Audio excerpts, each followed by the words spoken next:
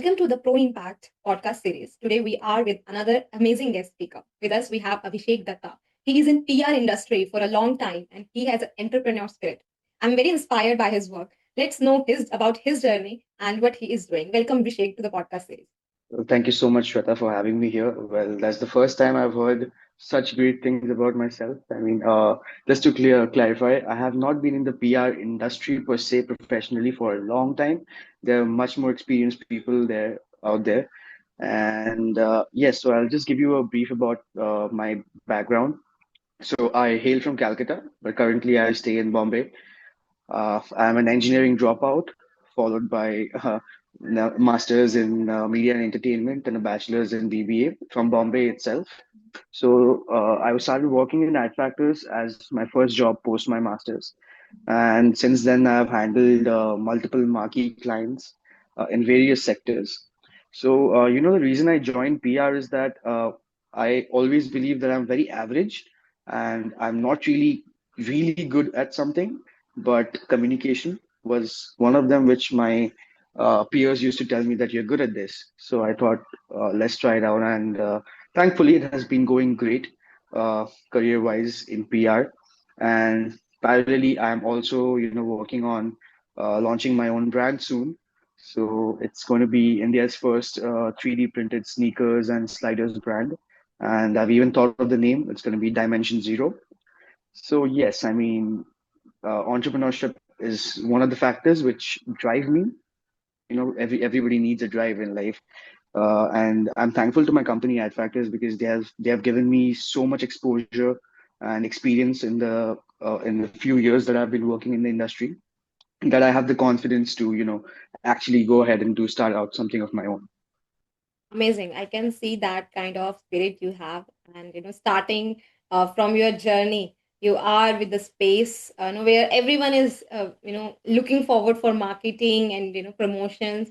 So, like today's topic is how to be the main character in your career without being cringe.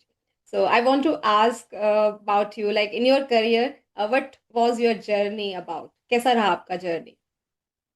Well, my journey was interesting. When I first joined, I had that feeling of that I'm just average in what I do and I'm not special. But I was lucky enough to get a leader called Miss Anjani More. She was my group head. Well, she's no more. We recently lost her to cancer. But she showed faith in me, in a manner that I can't explain. It made me feel special in multiple ways, and that I started waking up every day and every morning, and I used to go in front of the mirror and tell myself that you're the best. Before walking into a room, I used to tell myself, you're the best, and you own it. You can do it. So it just simply means like making decisions like you're responsible for the plot and not waiting for someone else to, write your story. Yeah. I think that's something which gets you into the main character energy. Everyone has a background noise, like in their head, and for everyone they are the central character of their lives, but people fail to express it in a manner which would actually uh, make create impact in other people's minds. Totally agree with you. Like we all are main character or on of our own movie, and still we are not reflecting that. So, like Correct. according to you, what does being the main character in your career actually mean in real life? Like not online. People usually reflect online, like this kind of media, like a polished version of themselves. In real life, what do you think about this? So while online, it's about creating your persona to a larger audience whom you may not interact with on a regular basis, but in reality, having that main character energy decides a lot of it's a major part of taking your shaping your career. If you walk into a room where important people are there, let's say investors are there, and you have to present something of your idea, some of your ideas, so you need to have that energy in you. Otherwise just keeping it online won't get you anywhere unless you're in the field of acting for sure. But in other fields it's very much important to have that energy in the room that you're in, so that people, if you're not convinced with your energy, people are not going to be convinced at all. You have shared one of the essential tip, which is like you have to be very energetic and you owns the room. then and only your energy vibrate the room. So when Wow. I say energy, it does not necessarily mean that you have to be bouncy, you have to be loud. Yeah. You can speak in short sentences and headlines and not paragraphs, but still have that energy in place. And very importantly, I'll eventually get to that as well. Dressing and your body posture plays an important role. Very important. I mean, presence. You mentioned like presence is very important. Your posture, your body language, how you present yourself, whether you are that much confident that you pitch very confidently what you are serving, how you Correct. can make an impact. Wow. Correct. So, like, this is the main character. For example, we imagine a main character in a room. Someone enters a room. If you can visualize that main character, and that main character is a role model of yours, how you can visualize that woman or man, anyone, like it's a bold character. So, can you express that? I'll tell you. Firstly, I think the shortest answer. It would sound cringe to you, but No worries, it's okay. I can't help but say it. But for me, there's one man. When he enters a room, there's absolutely not nowhere else you can look, Mhm. and he has built that charisma and personality over the years, and that's Shah Rukh Khan. He is an amazing businessman. His power to convince people is on another level. Amazing. I mean, great role model. I think Shah Rukh Khan is a role model for many people, billions of people. Yeah, for different reasons, but for me, there are different reasons from me having him as a role model. Not because he's an actor, but the way he carries himself, especially his personality off screen, is something which I am really fond of. Any three characteristics you want to share of him or your main character? I think voice modulation is very important when you're speaking to people. Your body language, your dressing, of course, and you need to have some sort of depth about the subject that you're speaking. Very true. I mean, it's a very Those, important. those are basics, but people miss out on it. Yes, so true. That is also so true. It's like we need to work on that. One more thing, articulation. That's very important. You might know like A to Z of a subject, but you might not be able to articulate it to even D, A to D. So articulation is very important. Why do so many people hesitate to take up space or own their achievements at work? Like, this is very common. What do you think? Without being cringe, why people be cringe? I I think it's a cultural issue. We are culturally trained to be nice and low maintenance, especially in India. And many people prefer being easy to manage and over being actually valuable in the room. And also, bragging feels unsafe. You feel like the other person might, run a fact check on you on the spot. But primarily, I think it's a cultural issue. It's just how we Indians are raised. Yeah, I mean, for example, if we visualize a workplace culture, in that culture, I usually saw people that they underplay. Not overplay, even underplay. They are not using their whole potential level. As you mentioned, fact check sometimes on the spot. Their manager can say something and everything. Still, why is that fear? Like it's like very good people. They are building business outside. They are doing very good things outside. Still at work, it's like why they underplay. But I think there's a thin line between humility and underplaying. Okay. So people try not to sound, proud, and in the process they forget that line and just underplay a lot, or confusing it for humility. Humility is stating your worth, but still, positioning yourself in a way that that other person feels comfortable and at par with you. That's very important. Yeah. Underplaying is like you probably don't do justice to your own image, and that's something which doesn't, unfortunately, work. It doesn't work. Yes, that is important. So how do you balance confidence with humility so you don't appear arrogant like this thing? It's not rocket science. Okay, so I mean, confidence is saying like I can do it, I can handle it in any situation, but humility is, asking like what their take is on it and whether they think that I'm right. And also like also telling them, okay, sir, okay, this is my take, but here's what I'm still learning. And arrogance, on the other hand, is when you skip the second part and just say, I can handle it, it'll be all done. Like if you just stick to that, that's arrogance. But humility is when you add that second part. Like you keep an open mind to and make people feel comfortable to share their own thoughts, their own ideas as well, and to also take their feedback on your confidence and your conviction of a particular thought. Yeah, that is a true great leader. Very inspiring. So like Abhishek, I want to know here that in PR industry, in promotion, advertisement, social media, everywhere, people are not very comfortable sharing their work. They think, why I should brag out? Why should so visible that It's like they feel something missing in their purpose. Maybe inside something is stopping them. Like why should I be there? So any message, like why should you be visible out there? So I have a different take to this question. Yeah. I think that people, it's not that people don't want to showcase their work. Mhm. Okay, they just don't know how to. You cannot go up on LinkedIn, and so PR is a thankless job. Okay, you do things in the background, no matter how big a particular, let's say, a headline might be, and you might be responsible for it, but it's a background job. Nobody knows that you're responsible for it. So people just don't know how to showcase it. People don't want to go to LinkedIn and say like, hey, this is the work that I did, this is my work. You can't do that. Most people shy away there. So there's a way you position it. If you have done something, a PR campaign, let's say, or a PR stunt you've pulled off, or a great article that you've got achieved for your client in, let's say, an economic times, there's a way you position it on your LinkedIn, stating so you spin it off in a way so that it doesn't sound like you're bragging about doing that job, but still, like it addresses and acknowledges that you are the mind behind this. So I That's think that is where people fail to showcase. I think everybody wants to showcase what they do. amazing take, I can say here. They don't know how to do it. Everyone Correct. wants to do it. Correct. Any three P's, if we say P, like three P words, vocabulary words, if you want to consider which three P's, it's like a twisty take, but yeah. Three P's would be positioning, power, and persuasion. Comes a lot from, again, like how you present yourself in a room, your tonality, your dressing. Power dressing is very important in situations.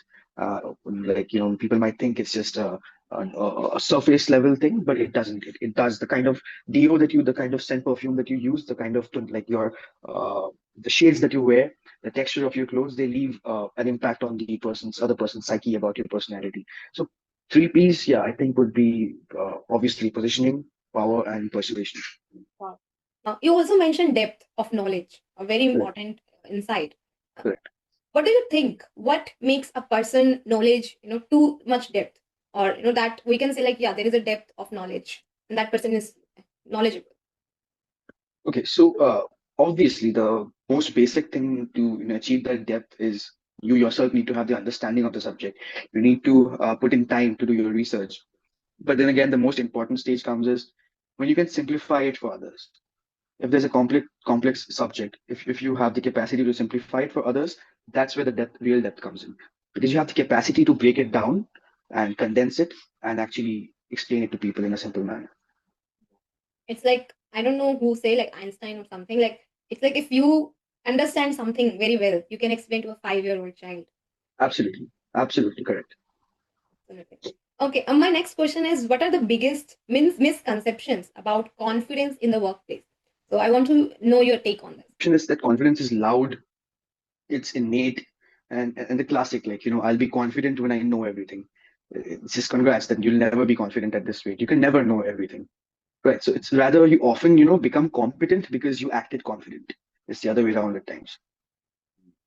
How can someone shift from supporting character mindset to a main character mindset? Because there are two kinds of role in every movie, and if we are always in supporting a kind of mindset, most of the people. So, what do you think? Any three ways?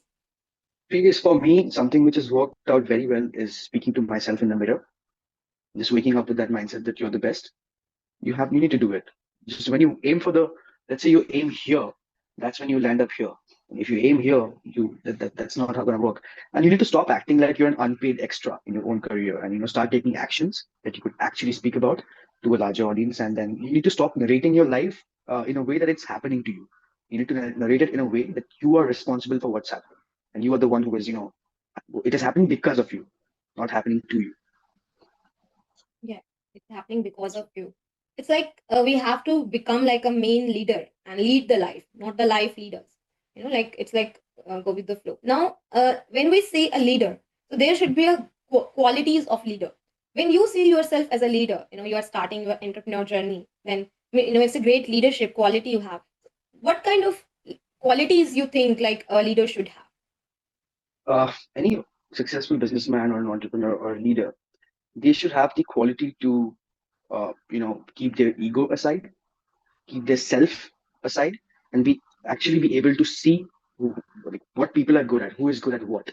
When you can see that, that's when you build a team which is really strong, and ultimately it benefits you. That's important. Also, you need to be a good listener. That's important, and you need to show it. If somebody doesn't know anything, you got to do it and show it to him that, yeah, hey, this is how it's done. I'm just not, using my position or my designation to, run a stick over you or something. It's just I know how to do it, and let me show you how to do it. So it's important to teach people. It's important to keep yourself aside in situations. It's important to listen and identify the good in people. So, do you think a great leader create more leaders, like create more main characters? Absolutely, a great leader always, empowers their his or her team to, act as leaders themselves. Yeah, very nice. I mean, yeah, it's a great point that you have mentioned. What qualities a great leader should have. Now, you are starting a new journey. Like it's a very great to know that. So how this idea come to your mind, like how this journey started and the vision. We are really keen to know that. The business. Yeah, business. Okay, so it's at a very nascent stage now. It has not gone on ground because just a few months ago, it clicked. There's a client of mine whom I cannot name right now. They are into 3D printing and prototyping. It's a very interesting tech, I would say, and it's growing. So I went there and I saw a 3D printed shoe, a slider. It looked interesting. I tried it on. It was light. It felt different. It's something like a product which is absent in the market. There are products which are expensive, which I cannot name them, and sells as waterproof and all of those. But it is actually not that practical when you come to wear it every day. Not that comfortable too. Also, I thought that 3D printing is a technology which gives access to customizability. You can customize and change the product very easily without changing your entire mechanism or your uh, production line, the machinery. So my idea is to build a brand, a 3D printed shoe and a sneaker and a slider brand, which would give people the access to make their own designs through the website and make a shoe or a slider which is unique to them. And also, it's sustainable to the T. It is made out of sustainable materials, and it feels great. It's comfortable, and once you have a product that you can design for yourself, which is unique to you, then I think people are going to buy it. So this is something I think which is absent. I have not come across a single other brand in India, for that matter, globally as well, which is providing that scale of customization to its customers in this particular sector. Also, very interestingly, our regular phones, they have a lidar scanner, they have a face ID recognition. So there are people with flat foot and certain issue like problems in their feet. So you can actually use these scanners to scan your foot and upload it.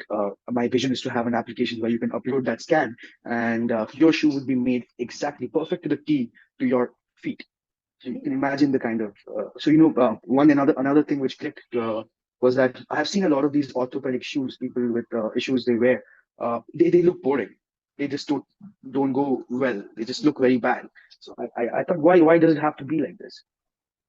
So Yeah, this is a tech which would solve that problem. amazing. I mean, it's like orthopedic shoes, and it's a problem you are solving. It's the biggest problem, I guess. Yeah, not just one, but there are three, four problems that Multiple. have multiple problems. Yes, correct. Great. I mean, it's like very important to know the customer and then finding what they are looking forward for. Amazing idea, I can say, and looking Thank forward to you. see the output and result. Me too. Congratulations for Me that. too. Yeah, it's very important. And yes, let's come back to our main character in career. Uh, Mostly people change their career nowadays, like you mentioned, from engineering to a different field. People like I myself also changed from engineering to different field. So, what do you think? Like, it's possible, and you grow in that way. Your main character, in career, can we be, have growth in that way? I mean, if you're trying to say that, is it possible to, take different paths and switch paths over the years Yes. and still shine? It's very much possible because I feel like it's impossible, like next to impossible for a human to know 100% of their potential and what they might be good in or even better in rather than what they're currently doing. If you don't explore, if you don't try it out, how would you know? And I think everybody is capable of doing multiple things. It's just in variations, like somebody can do this better, that better. But restricting yourself to the course that you have studied, the course that you studied is not your career. It's for your learning, and it's for you to see whether that is for you or what you can take out of that course. Doesn't mean that for me, being in engineering for 1.5 years, it taught me I understood where not to be, where I don't want to be, and then I switched. So it's important to explore, I think, and it's very much possible to switch and be successful. I mean, the KFC founder, he started KFC at the age of 60. I mean, that's, It's crazy. This main character. I think, more than in reality, people are stuck here. Wow. Yeah. It's their mind where they're stuck. And if you're just not motivated enough to do something, that's what I feel. I mean, even if you're doing a 9 to 5 job, if you want to get out of that cycle and you want to do something else, you will find time for it. You will, after your job, before your job, you have to grind. I mean, it's just people are stuck here. There's a lot of procrastination, and I think if the mindset changes, you can actually move out of that cycle. Is it easy to change mindset? Nothing is easy. Nothing is easy. So anything, any guidance for people who are listening, how they I can am I am too young and too inexperienced of a person to actually guide so many people. And I'm actually honored that you asked me that. But something which is currently working for me, I'm not at that stage of my career where I can say, hey, this has worked for me, fantastic or something like that. Something which has obviously helped me progress over the years is obviously talk to yourself, convince yourself. That's something which is what it might sound simple or not effective at all, but I'm telling you it works. Yeah, it's very important. I also sometimes talk with myself. It's important because you're the person who know yourself the better, and that's how the solution is. Even if you don't know yourself better, you have to fake it till you make it. You have to convince yourself that you are good at this. You can do this. Hmm. Yes, very good. Now, if we talk about the stress, the anxiety, the pressure a person is facing because of the cringe nature of another person in the same career, what do you think here? That cringe personality types. First, I want to know from you. Uh, what do you categorize as cringe? Uh, Yeah, this is the question only that you mentioned. Like cringe personalities, people have, like we mentioned in our title, that mm, to be a main character in the workplace, in mm, your career, without being cringe. So, like mm. cringe personality, there should be traits, characteristics which you should. Okay, so yeah, it usually starts with talking too much, being overhyped, you can be over enthusiastic in your mind, but do not, express it through your body movements, and this doesn't work. You have to learn to speak less. Something which I have noticed over the years when I joined my job as a trainee account executive, I used to reply on my client groups a lot. I used to have like instant replies. So a subtle thing which changes with how you approach it. I'll tell you something about it. So as you progress in your career and you go climb up the ladder or whatever that ladder is for you, uh, you need to know how to speak less but speak impactful things. And sometimes taking a bit of time to respond to a client or something, that also creates an image. And you let your team do the talking. Every once in a bit, you make an impactful headline or come up with an impactful solution. So that less is more in a lot of situations. That has worked. Yeah, that is a $1 million advice and $1 million insight, I can say, the highlight. And But I'm still waiting for that $1 million. I can't see it, but okay. yeah, it's coming. It's coming in the bank. Yeah, absolutely. It's the work and the effort we are putting. Then definitely the impact and the ripple effect is absolutely the wealth in I that. hope so. All right. So, last question and not the least, how people can reach out to you and what value they can get, what help you can provide them. They can reach out to me through LinkedIn. That's the best possible and the most accessible, platform, because I do keep checking my LinkedIn messages, and I think I can help them with, shaping their brands. And even if the brand is they themselves, I think I can add value there. And also, I am a very passionate filmmaker. So if anybody wants, any help there, I can also assist them there. I have been directing a few short films and everything since college because I come from a film school. In my master's, I did it from a film school. It's Whistling Woods International. So I've got some knowledge of filmmaking from there. But filmmaking also is just not about knowledge; it's about your sensitivity as well, how sensible you are about certain things. So I have found myself to be a bit more sensible in a direction. So the limited amount of knowledge that I could gather from my college years, it worked well for me. So filmmaking, yes. Personal branding, yes. Branding for their product or their brand, absolutely yes. And I think. Yeah, that's about it. I don't think I'm much of much use in anything else. Oh yeah, I'm a very passionate cyclist. So It's and I obsess over cycling. So I think if anybody wants to get into cycling, I would highly suggest it. It is empowering. It is very good for your mental health, your physical health, and just a different feeling altogether. I loved it. The last part, the I am into marathon and all. Like it's very important to be in something which is other than that is your passion. You just do it all together. Wow. Correct. Yeah.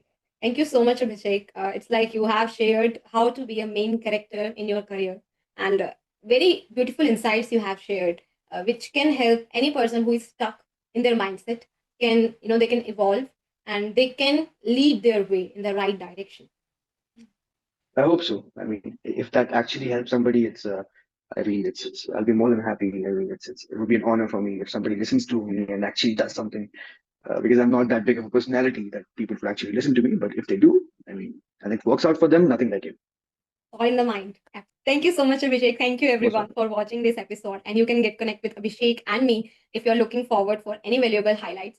And yes, we are going to have more such amazing podcast session with exciting guest speakers. Till then, stay tuned. Have a great day.